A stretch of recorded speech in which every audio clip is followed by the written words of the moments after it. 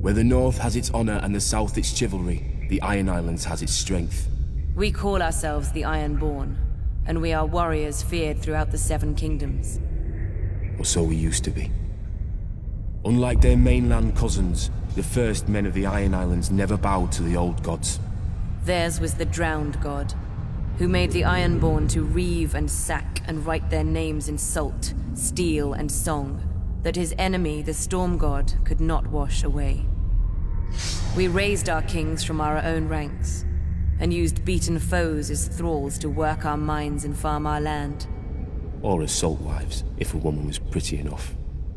Such was the old way, and while we followed it, we held sway wherever the waves were heard.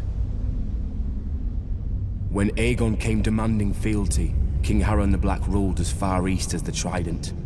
Other kings like the Starks could kneel, but Harren was Ironborn, and the Ironborn must be beaten. In Harrenhal, he had the mightiest castle in Westeros, and the army to defend it.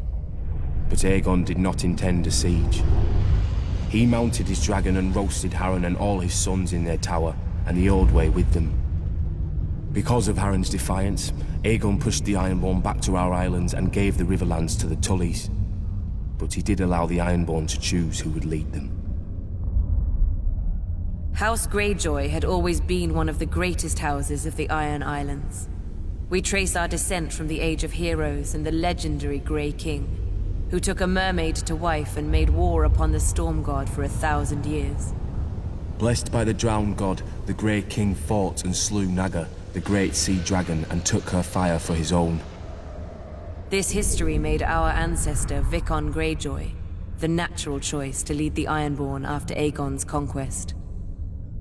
For 300 years, House Greyjoy ruled the Ironborn. We styled ourselves Lord of the Iron Islands, King of Sultan Rock, Son of the Sea Wind, Lord Reaper of Pike. In truth, we were thralls. Our people still chanted, "What is dead may never die."